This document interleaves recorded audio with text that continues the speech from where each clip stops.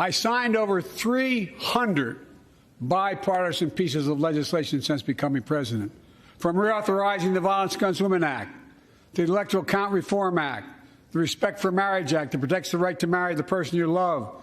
And to my Republican friends, if we could work together the last Congress, there's no reason we can't work together and find consensus on important things in this Congress as well. I think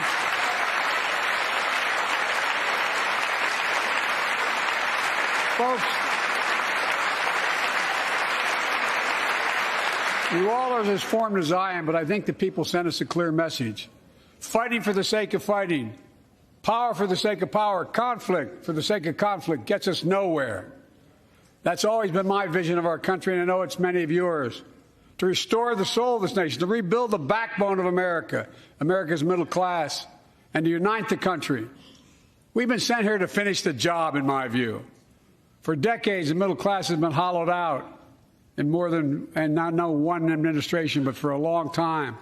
Too many good-paying manufacturing jobs move overseas. Factories closed down. Once thriving cities and towns that many of you represent became shadows of what they used to be. And along the way, something else we lost: pride, our sense of self-worth.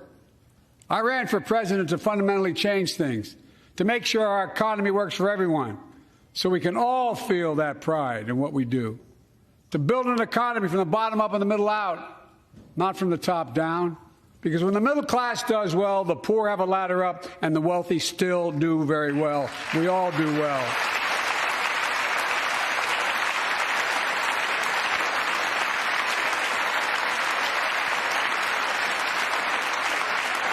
I know a lot of you always kid me for always quoting my dad, but my dad used to say, Joey, a job's about a lot more than a paycheck. He really would say this. It's about a lot more than a paycheck. It's about your dignity. It's about respect. It's about being able to look your kid in the eye and say, honey, it's going to be okay, and mean it. Well, folks, so let's look at the results. We're not finished yet by any stretch of the imagination, but unemployment rate is at 3.4%, a 50-year low. A near record unemployment. Near record unemployment for black and Hispanic workers.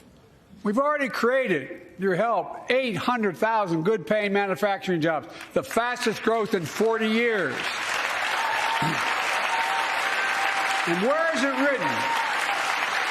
Where is it written that America can't lead the world in manufacturing? And I don't know where that's written. For too many decades, we imported projects and exported jobs. Now, thanks to what you've all done, we're exporting American products and creating American jobs. Folks, inflation has been a global problem because the pandemic disrupted our supply chains, and Putin's unfair and brutal war in Ukraine disrupted energy supplies as well as food supplies, blocking all that grain in Ukraine. But we're better positioned than any country on earth right now. But we have more to do. But here at home, inflation is coming down. Here at home, gas prices are down $1.50 from their peak. Food inflation is coming down, not fast enough, but coming down. Inflation has fallen every month for the last 6 months, while take-home pay has gone up. Additionally, over the last 2 years, a record 10 million Americans applied to start new businesses. 10 million. And by the way, every time someone starts a small business is an act of hope. And Madam Vice President, I want to thank you for leading that effort to ensure that small businesses have access to capital and the historic laws we enacted that are going to just come into being. Standing here last year, I shared with you a story of American genius and possibilities. Semiconductors, small computer chips the size of a fingerprint that power everything, from cell phones to automobiles and so much more. These chips were invented in America. Let's get that straight. They were invented in America. We used to make 40% of the world's chips. In the last several decades, we lost our edge. We're down to only producing 10%. We all saw what happened during the pandemic when chip factories shut down overseas. Today's automobiles need 3,000 chips, each of those automobiles. But American automobiles couldn't make enough cars because there weren't enough chips. Car prices went up, people got laid off, so did everything from refrigerators to cell phones. We can never let that happen again. That's why we came together to pass the Bipartisan Chips and Science Act.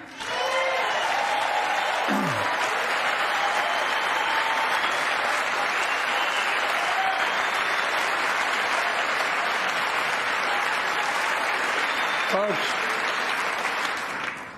I know I've been criticized for saying this, but I'm not changing my view. We're going to make sure the supply chain for America begins in America. The supply chain begins in America. We've already created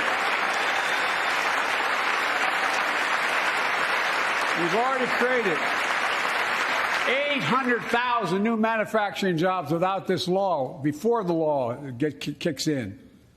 With this new law, we're going to create hundreds of thousands of new jobs across the country. And I mean all across the country, throughout not just the coast, but through the middle of the country as well. That's going to come from companies that have announced more than $300 billion in investment in American manufacturing over the next few years. Outside of Columbus, Ohio, Intel is building semiconductor factories on 1,000 acres, literally a field of dreams. It's going to create 10,000 jobs, that one investment, 7,000 construction jobs, 3,000 jobs in those factories once they're finished. They call them factories. Jobs paying an average of $130,000 a year, and many do not require a college degree.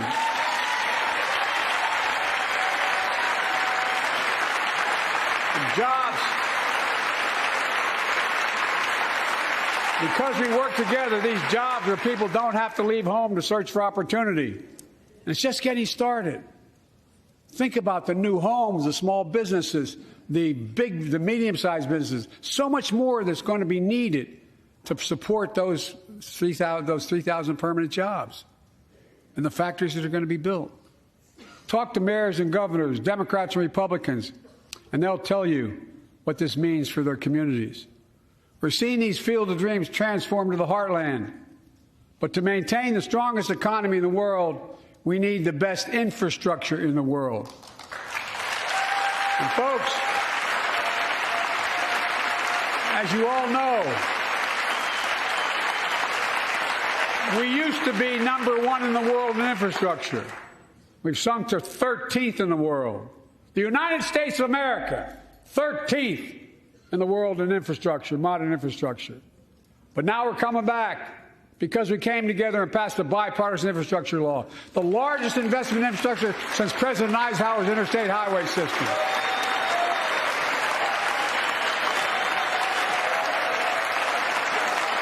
And folks, already we've funded over 20,000 projects, including major airports from Boston to Atlanta to Portland. Projects that are going to put thousands of people to work rebuilding our highways, our bridges, our railroads, our tunnels, ports, airports, clean water, high-speed internet, all across America. Urban, rural, tribal. And folks, we're just getting started. We're just getting started. And I mean this sincerely. I want to thank my Republican friends who voted for the law, and my Republican friends who voted against it as well. But I still get asked to fund the projects in those districts as well. But don't worry. I promised I'd be a president for all Americans. We'll fund these projects. And I'll see you at the groundbreaking. Look, this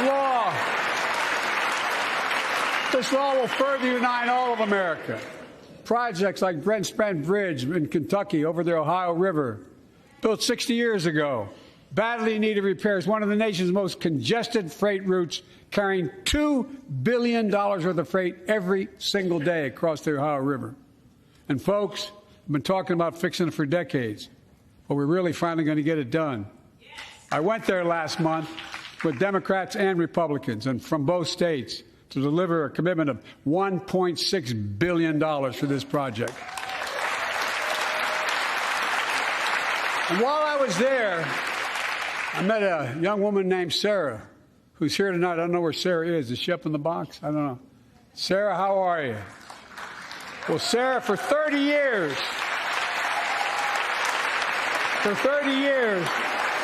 I learned, she told me she'd been a proud member of the Iron Workers Local 44, known as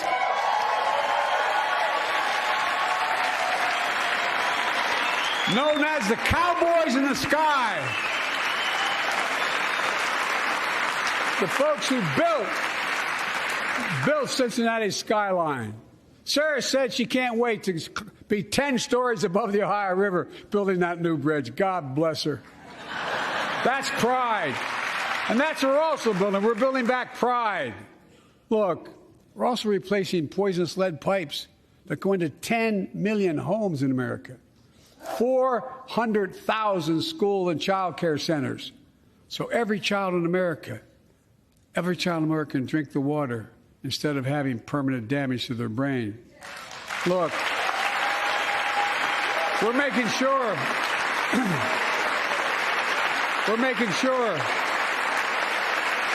that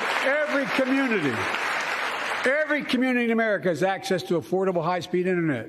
No parent should have to drive by McDonald's parking lot to help them do their homework online with their kids, which many thousands were doing across the country. And when we do these projects, and again, I get criticized for this, but I make no excuses for it. We're going to buy American. We're going to buy America. Folks,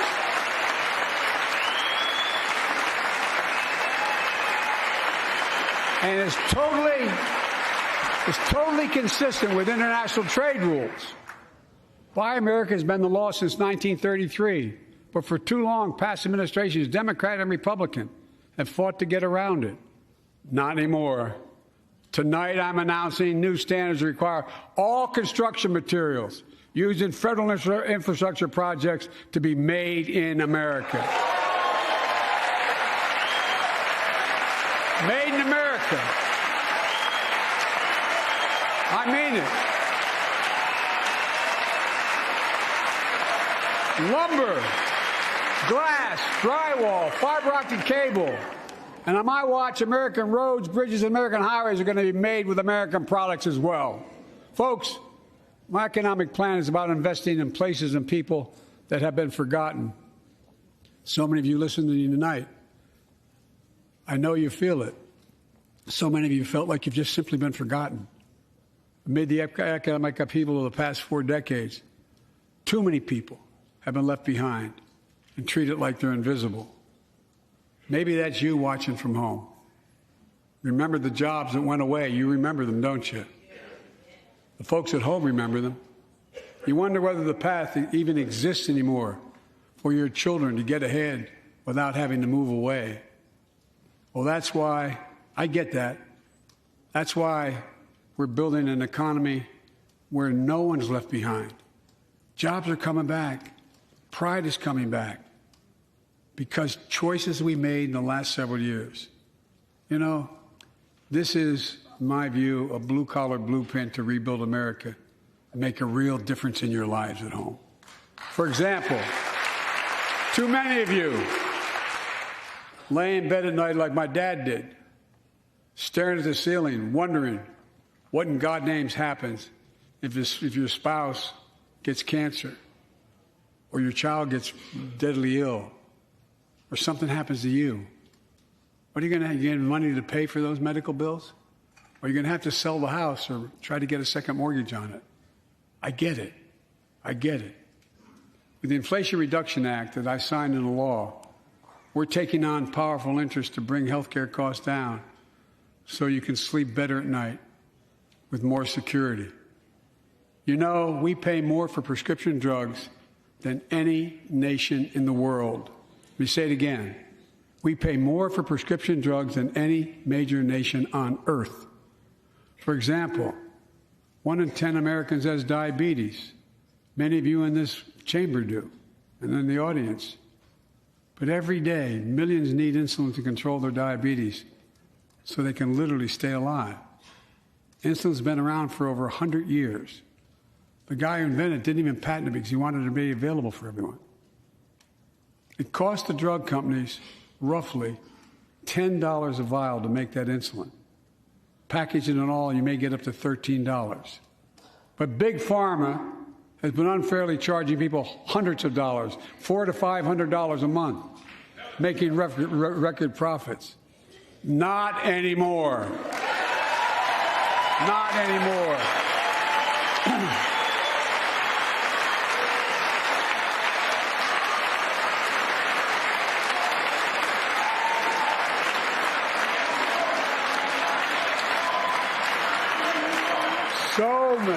So many things that we did are only now coming to fruition. We said we were doing this, and we said we passed the law to do it, but people didn't know because the law didn't take effect until January 1 of this year. We capped the cost of insulin at $35 a month for seniors on Medicare. The people are just finding out. I'm sure you're getting the same calls I'm getting.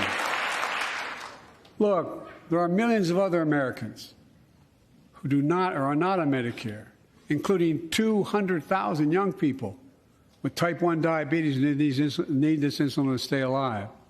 Let's finish the job this time. Let's cap the cost of insulin for everybody at $35.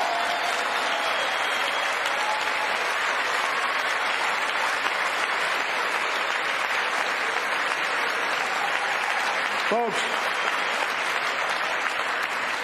the Big Pharma is still going to do very well, I promise you all.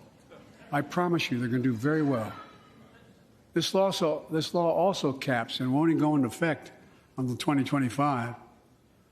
Costs, out-of-pocket drug costs for seniors on Medicare at a maximum of $2,000 a year. You don't have to pay more than $2,000 a year, no matter how much your drug costs are. Because you know why? You all know it. Many of you, like many in my family, have cancer. You know the drugs can range from $10,000, $11,000, $14,000, $15,000 for the cancer drugs. If drug prices rise faster than inflation, drug companies are going to have to pay Medicare back the difference. We're finally giving Medicare the power to negotiate drug prices. Bringing down prescription drug costs doesn't just save seniors money. It cuts the federal deficit by billions of dollars, by hundreds of billions of dollars. Because these prescription drugs are drugs purchased by Medicare to keep their commitment to the seniors. Well, guess what? Instead of paying $400 or $500 a month, you're paying $15. That's a lot of savings for the federal government. And by the way, why wouldn't we want that? Now, some members here are threatening, and I know it's not an official party position, so I'm going to exaggerate, but threatening to repeal the Inflation Reduction Act. As my coach, that's okay, that's fair. As my football coach used to say, lots of luck in your senior year. Make no mistake, if you try anything to raise the cost of prescription drugs, I will veto it. Look, I'm pleased to say that more Americans have health insurance now than ever in history. A record 16 million people are enrolled in the Affordable Care Act. And thanks to the law I signed last year, saving millions are saving $800 a year on their premiums. And by the way, that law was written and the benefit expires in 2025. So my plea to some of you, at least in this audience, let's finish the job and make these savings permanent. Expand coverage of Medicaid.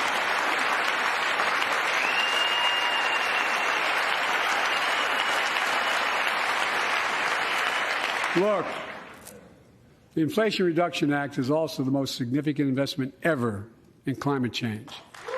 Ever. lowering utility bills, creating American jobs, leading the world to a clean energy future. I visited the devastating aftermath of record floods, droughts, storms, and wildfires from Arizona to Mexico to all the way up to the Canadian border. More timber has been burned, as I've observed from helicopters, than the entire state of Missouri. And we don't have global warming? Not a problem.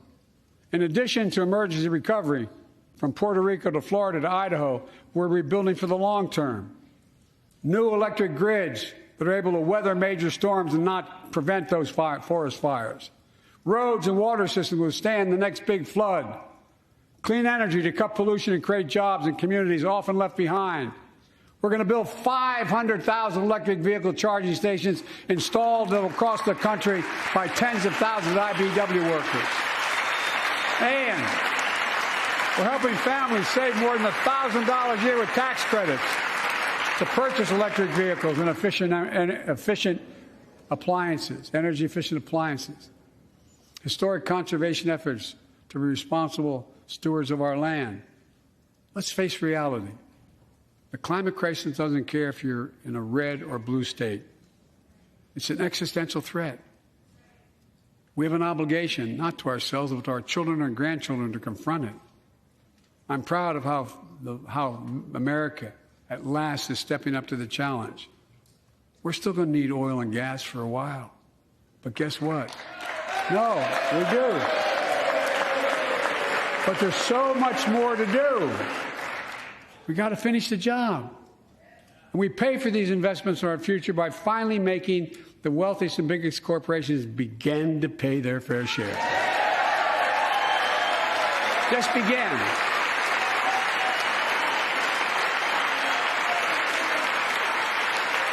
Look, I'm a capitalist. I'm a capitalist, but pay your fair share. I think a lot of you at home agree with me and many people that you know. The tax system is not fair. It is not fair.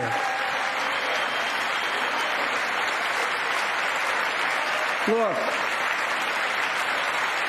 the idea that in 2020, 55 of the largest corporations in America, the Fortune 500, made $40 billion in profits and paid zero in federal taxes?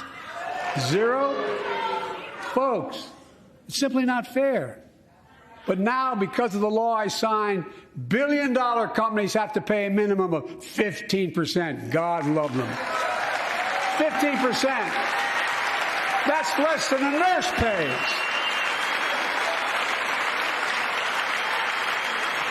And let me be crystal clear. I said at the very beginning, under my plans, as long as I'm president, nobody earning less than $400,000 will pay an additional penny in taxes. Nobody, not one penny. But let's finish the job. There's more to do. We have to reward work, not just wealth. Pass my proposal for the billionaire minimum tax. You know, there's 1,000 billionaires in America. It's up from about 600 in the beginning of the term. But no billionaire should be paying a lower tax rate than a school teacher or firefighter. Well, I mean it. Think about it.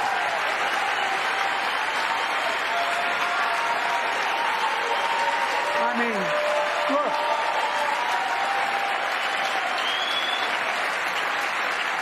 I know you aren't enthusiastic about that, but think about it. Think about it. Have you noticed Big Oil just reported its profits, record profits? Last year they made $200 billion in the midst of a global energy crisis. I think it's outrageous. Why? They invested too little of that profit to increase domestic production. And when I talk to a couple of them, they say, we're afraid you're going to shut down all the oil wells, all the oil refineries anyway, so why should we invest in them?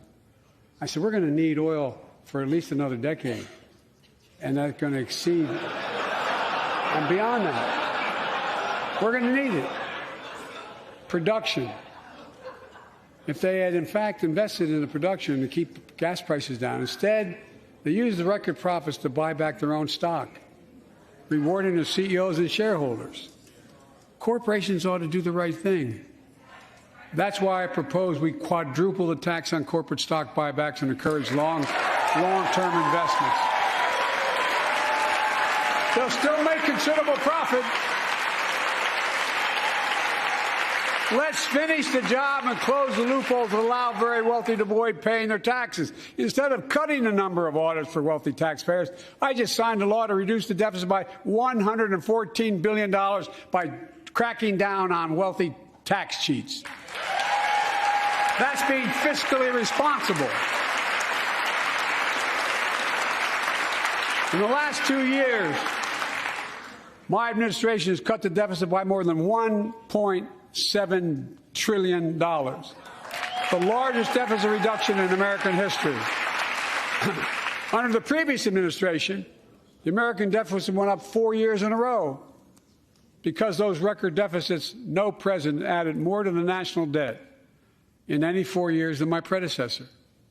Nearly 25% of the entire national debt that took over 200 years to accumulate was added by just one administration alone, the last one.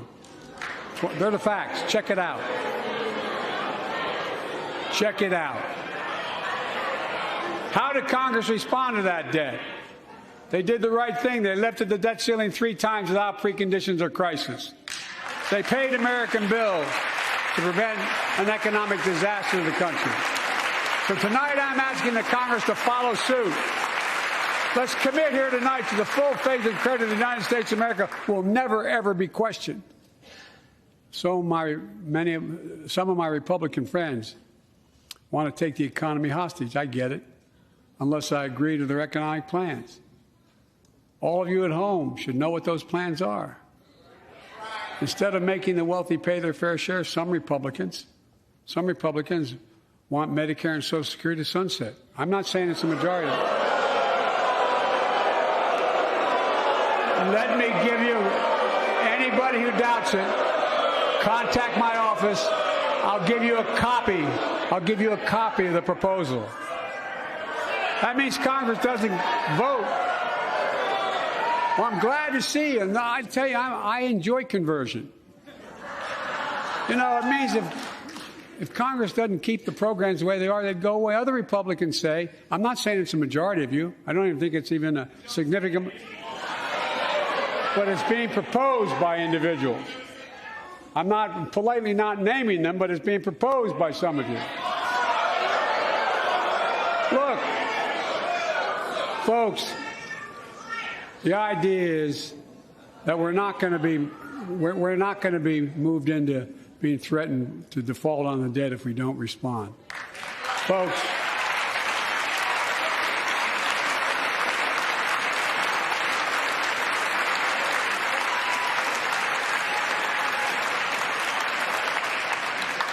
Folks, as we all apparently agree, Social Security and Medicare is off the books now, right? They're not to be stopped. All right.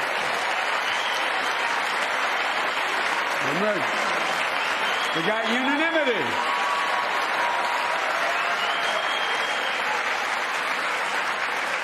Social Security and Medicare are a lifeline for millions of seniors. Americans have to pay into them from the very first paycheck they started. So tonight, let's all agree, and we apparently are. Let's stand up for seniors.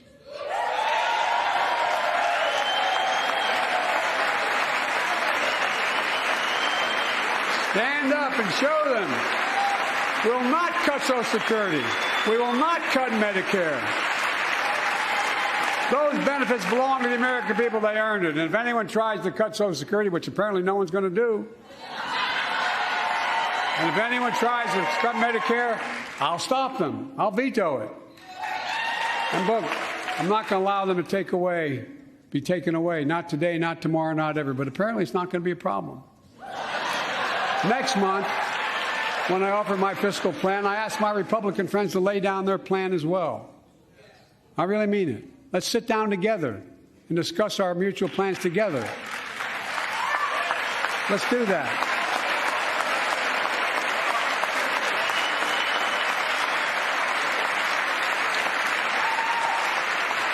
I can tell you,